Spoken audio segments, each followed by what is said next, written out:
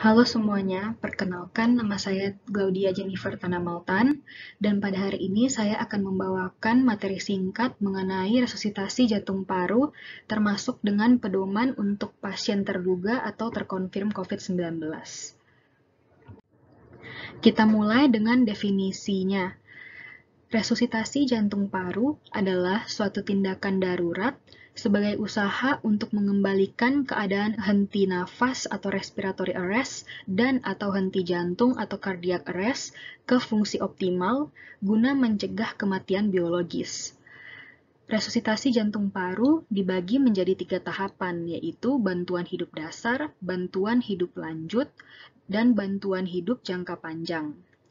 Bantuan hidup dasar adalah dasar untuk menyelamatkan nyawa ketika terjadi henti jantung. Bantuan hidup dasar sendiri bertujuan untuk oksigenasi darurat dengan 3 langkah, yaitu airway, breathing, dan circulation. Bantuan hidup lanjut merupakan tindakan yang dilakukan secara simultan dengan bantuan hidup dasar, dengan tujuannya yaitu memulihkan dan mempertahankan fungsi sirkulasi spontan sehingga perfusi dan oksigenasi jaringan dapat segera dipulihkan dan dipertahankan. Bantuan hidup lanjut bertujuan untuk memulihkan dan mempertahankan sirkulasi spontan dengan 3 langkah, yaitu drugs and fluid treatment, elektrokardiografi, dan fibrillation treatment. Sedangkan bantuan hidup jangka panjang bertujuan untuk pengelolaan intensif manusia yang terdiri dari 3 langkah, yaitu gouging, human mentation, dan intensive care. Apa indikasi dilakukannya resusitasi jantung paru?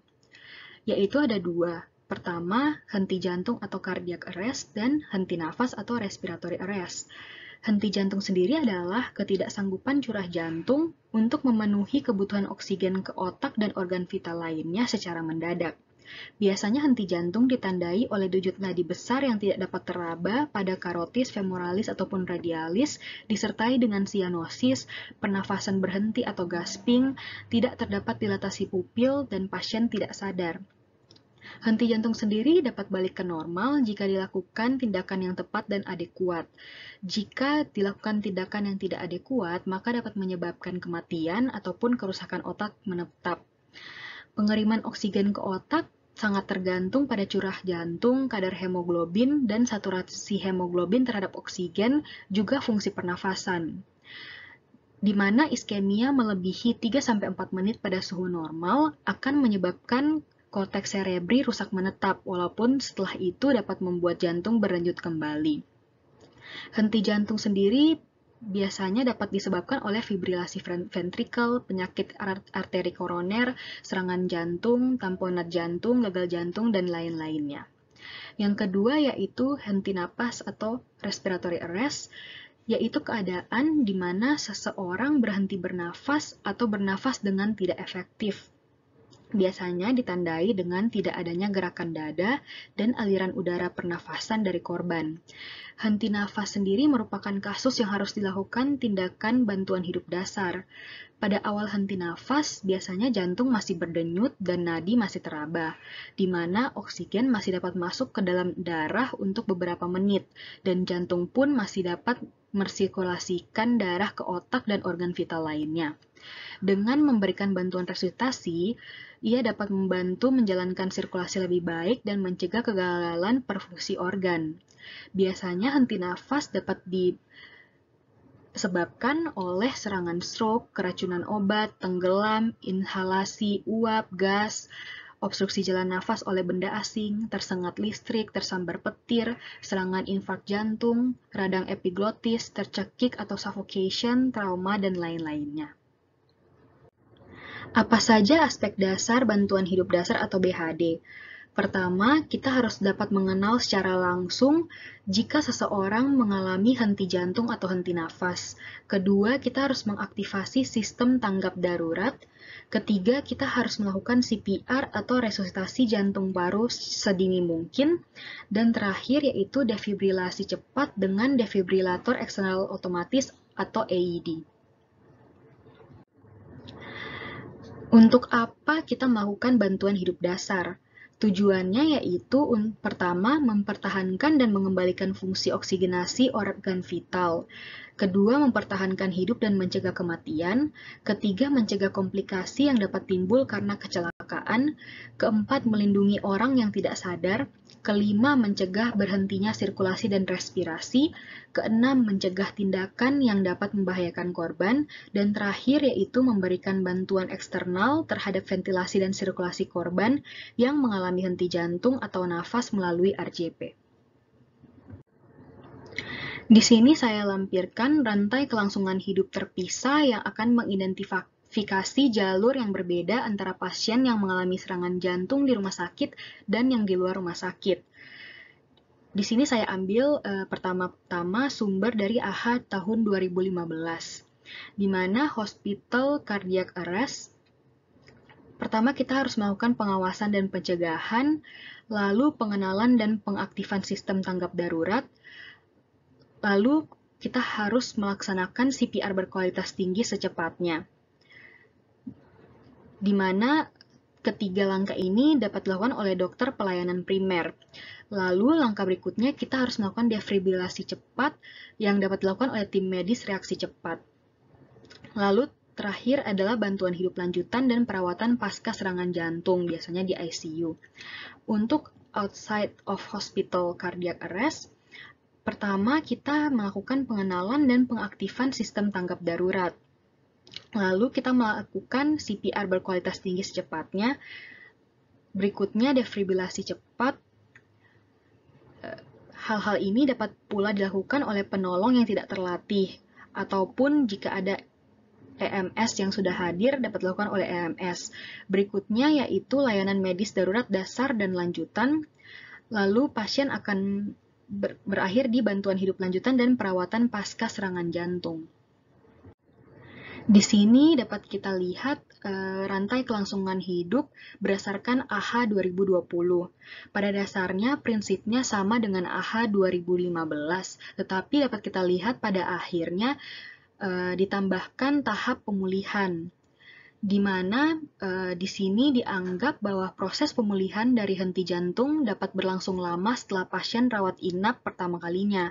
Maka dari itu, dukungan sangat diperlukan selama masa pemulihan untuk memastikan kesehatan fisik, kognitif, dan emosional yang optimal, dan juga pasien dapat kembali ke fungsi sosial atau perannya. Maka dari itu, proses pemulihan harus dimulai selama rawat inap awal dan dapat dilanjutkan apabila diperlukan. AHA 2020 merekomendasikan bahwa penyintas henti jantung harus menjalani penilaian rehabilitasi dan pengobatan untuk gangguan fisik, neurologis, kardiopulmoner, dan kognitif sebelum keluar dari rumah sakit. Selain itu, mereka juga dapat menerima perencanaan pemulangan yang komprehensif dan multidisiplin, dan juga perawatan mengenai kecemasan, depresi, stres pasca trauma, dan kelelahan sebaiknya dinilai secara terstruktur. Selanjutnya kita masuk ke prinsip umum resusitasi pasien terduga atau positif COVID berdasarkan interim guidance AHA 2020. Yaitu dibagi menjadi 3. Pertama, kita harus mengurangi paparan penolong terhadap COVID-19. Kedua, prioritaskan strategi oksigenasi dan ventilasi dengan resiko aerosolisasi yang lebih rendah. Ketiga, yaitu pertimbangkan kelayakan untuk memulai dan melanjutkan resusitasi. Kurangi paparan penolong terhadap COVID-19. Kenapa hal ini sangat penting? Karena penolong harus bisa melindungi dirinya dan rekan kerjanya dari paparan infeksi. Jika penolong terpapar dan terinfeksi COVID-19, hal itu hanya akan menurunkan jumlah tenaga kesehatan yang sudah terbatas dan berpotensi dapat meningkatkan beban kerja tenaga kesehatan jika mereka jatuh ke dalam kondisi yang kritis. Dapat kita lihat, pertama, kita harus menggunakan APD atau alat pelindung diri secara lengkap sebelum memasuki ruangan atau tempat kejadian. Kedua, kita harus membatasi jumlah personel yang terlibat. Ketiga yaitu pertimbangan menggunakan alat resusitasi jantung paru mekanik pada pasien dewasa dan dewasa muda yang memenuhi kriteria tinggi dan berat badan. Kriteria di sini merupakan pasien adalah pasien dewasa dengan berat badan kurang dari 130 kg dan usia lebih dari 18 tahun dan merupakan pasien non-traumatic cardiac arrest. Yang terakhir yaitu kita harus selalu mengkomunikasikan status COVID-19 ke setiap penolong yang baru. Prioritas oksigenasi dan ventilasi dengan resiko aerosolisasi yang rendah. Intubasi memiliki resiko aerosolisasi yang tinggi, namun dengan sirkuit tertutup kita dapat menurunkan resikonya. Contohnya dengan penggunaan endotracheal tube yang dilengkapi cuff dan dihubungkan ke ventilator dengan sistem penyaring high efficiency particulate air atau HEPA dan kateter penghisap dalam tabung atau inline suction catheter. Dapat kita lihat di gambar pertama yaitu penggunaan penyaring HEPA bila tersedia untuk seluruh ventilasi dan juga penggunaan endotracheal tube dengan cuff bila memungkinkan. Selain itu, kita harus menugaskan intubator yang dengan kemungkinan terbesar berhasil intubasi pada percobaan yang pertama. Gambar kedua, di mana kita harus menghentikan kompresi dada pada saat intubasi berlangsung. Dapat dipertimbangkan juga penggunaan video laryngoskopi bila tersedia. Lalu sebelum intubasi, kita dapat menggunakan back mask device dengan penyaring HEPA dan penyekat kedap udara. Untuk pasien dewasa, kita dapat mempertimbangkan oksigenasi pasif dengan non-rebreathing face mask sebagai alternatif back mask device untuk durasi yang pendek. Jika intubasi harus ditunda, kita mempertimbangkan supraglottic airway, contohnya dengan penggunaan LMA atau laryngo mask airway. Kita juga harus meminimalisir diskoneksi sirkuit tertutup.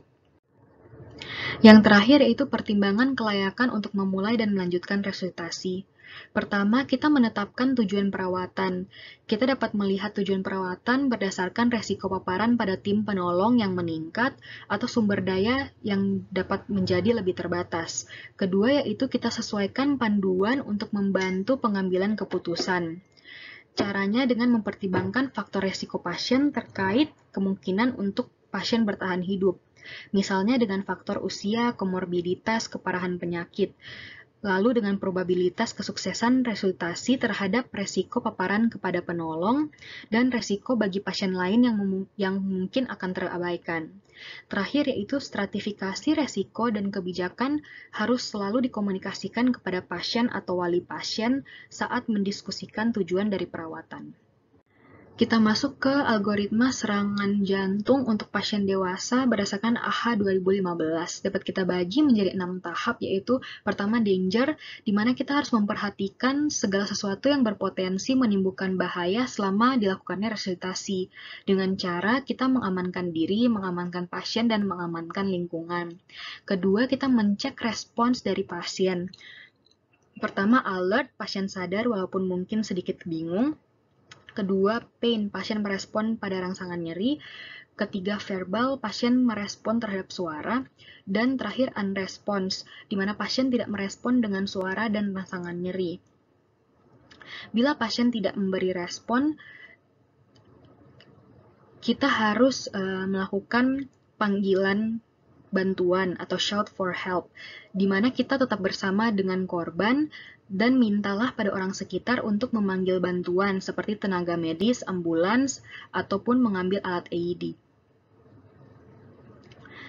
Berikutnya kita masuk ke circulation, di mana pertama kita harus melakukan assessment yaitu look, listen, and feel. Look adalah lihat pergerakan dada korban, listen, dengarkan suara nafas korban, dan feel, rasakan denyut nadi. Pastikan ada atau tidaknya nadi karotis. Raba arteri karotis yang ada di leher kurang lebih selama 5-10 detik. Bila nadi tidak teraba, kita harus segera memulai resusitasi jantung paru. Jika nadi teraba, kita memberikan satu ventilasi setiap 6 detik dan kita harus selalu mengawasi tanda vital korban secara teratur dan berkala. Kita masuk ke circulation, di mana kita melakukan kompresi sebanyak 30 kali dibanding ventilasi sebanyak 2 kali. Kedua, kita melakukan airway, yaitu pastikan tidak ada sumbatan pada jalan nafas korban melalui manuver head tilt chin lift ataupun jaw thrust pada pasien dengan suspek trauma cervical.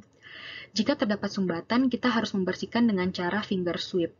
Terakhir itu breathing, kita memberikan 2 ventilasi yang adekuat dan pastikan dada korban mengembang pada setiap pemberian bantuan nafas. Dapat kita berikan melalui jalan mouth to mask, atau back valve mask. Jika AED tersedia, kita harus menggunakan AED dengan petunjuk yang baik dan benar. Apa sih yang dimaksud dengan CPR atau RJP berkualitas tinggi? Pertama, kita memposisikan pasien pada permukaan datar dan keras. Kedua, kita memposisikan diri berlutut di samping tubuh korban atau berdiri di samping ranjang pasien. Ketiga, meletakkan tangan di tengah dada pada daerah separuh bawah tulang dada dan lengan harus lurus 90 derajat terhadap dada korban. Kita memberikan kompresi dada dengan frekuensi 100-120 kali per menit dan dengan kedalaman 5-6 cm. Kita harus memastikan dinding dada mencapai recoil yang penuh dan kita meminimalisir jedah atau interupsi dalam kompresi. Kita juga memberikan 2 kali bantuan nafas setelah melakukan 30 kali kompresi. Kita masuk ke algoritma kasus henti jantung pada pasien terduga atau terkonfirmasi COVID-19. Di sini saya akan membandingkan dengan algoritma pada AHA 2015. Dapat kita lihat di sini pada bagian pertama, yaitu danger atau amankan lingkungan, ditambahkan dengan poin menggunakan alat pelindung diri secara lengkap. Dan kedua, yaitu membatasi personel pada saat resusitasi. Lalu, dalam hal memberikan bantuan nafas, harus menggunakan back mask device dengan filter dan pastikan seal masker adalah rapat atau tertutup. Selain itu, perbedaannya yaitu di bagian resusitasi jantung paru, di mana seperti biasa kita memulai siklus 30 kompresi dibanding 2 bantuan nafas, tapi bantuan nafas tersebut dilakukan dengan back mask device dengan filter dan harus memastikan bahwa seal rapat.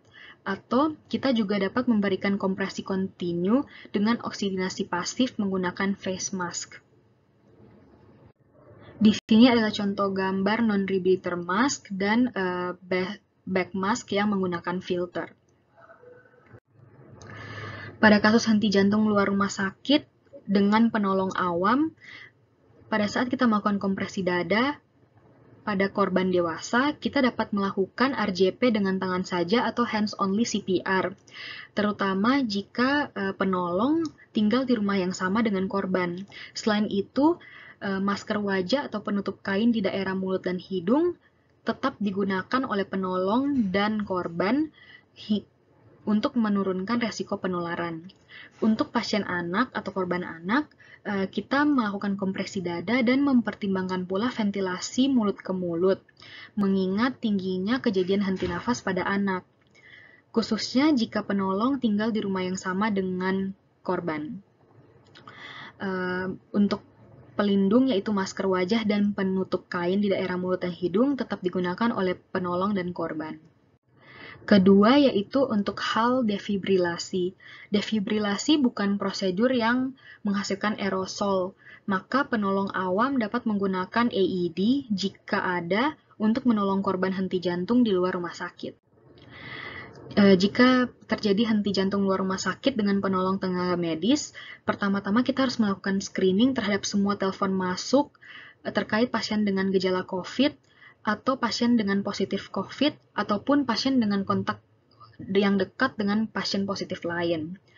Selain itu, tenaga medis juga harus memberikan panduan mengenai resiko paparan terhadap COVID-19 dan instruksi RJP hands-only pada penolong awam yang ada di lokasi. Jika penolong merupakan medis terlatih, harus mengingat untuk mengenakan APD secara lengkap. Terakhir yaitu transportasi. Disarankan keluarga dan orang lain yang berkontak dengan pasien terduga atau positif COVID tidak naik dalam kendaraan yang sama. Jika return of spontaneous circulation tidak tercapai setelah upaya resusitasi optimal, pertimbangkan untuk tidak membawa pasien ke rumah sakit untuk menurunkan kemungkinan resiko paparan tambahan kepada tenaga kesehatan dan mengingat kemungkinan selamat yang sangat rendah. Sekarang kita akan membahas bantuan hidup lanjut pasien dewasa menurut AHA 2020.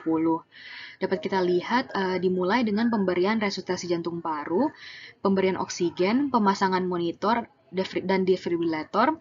Lalu kita akan melihat apakah ritme jantung tersebut dapat diberikan shock atau tidak. Jika iya, seperti pada kasus ventricular fibrillation atau pulseless ventricular tachycardia, kita akan memberikan shock dan melanjutkannya dengan CPR, di mana setiap 2 menit kita harus menilai ritmenya kembali.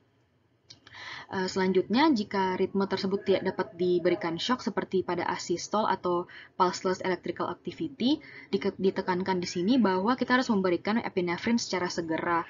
Lalu kita melanjutkan CPR selama 2 menit lagi dan menilai ritme jantung kembali. Pada akhirnya, jika tidak ada tanda-tanda sirkulasi spontan kembali, kita harus melanjutkan dengan resusitasi jantung paru lagi. Tapi jika return of spontaneous circulation terjadi, kita melanjutkan pasien ke perawatan pasca henti jantung dengan pertimbangan kelayakan resusitasi berkelanjutan.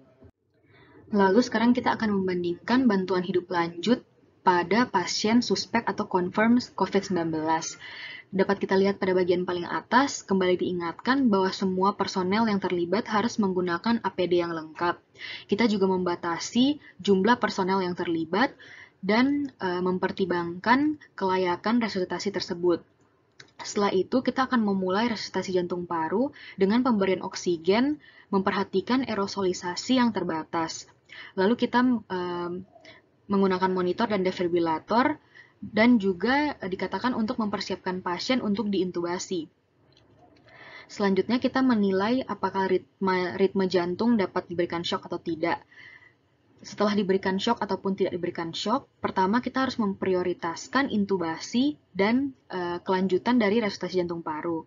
Di mana saat dilakukan intubasi, chest compression harus dihentikan untuk sementara. Dan jika intubasi tertunda, kita harus mempunyai atau mempertimbangkan opsi menggunakan supraglottic airway seperti LMA ataupun backmask device dengan filter dan seal yang tertutup. Kita juga harus menghubungkan ventilator dengan filter jika tersedia.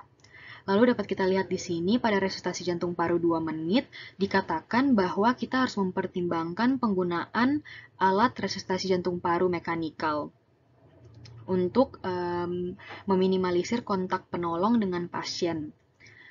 Dapat kita lihat juga di bagian kanan pada bagian advanced airway dikatakan bahwa kita harus meminimalisir diskoneksi ventilator sirkuit tertutup. Selain itu, kita harus memilih intubator dengan peluang insersi tertinggi pada intubasi pertama dan mempertimbangkan menggunakan video laryngoskopi. Demikian presentasi saya, terima kasih banyak.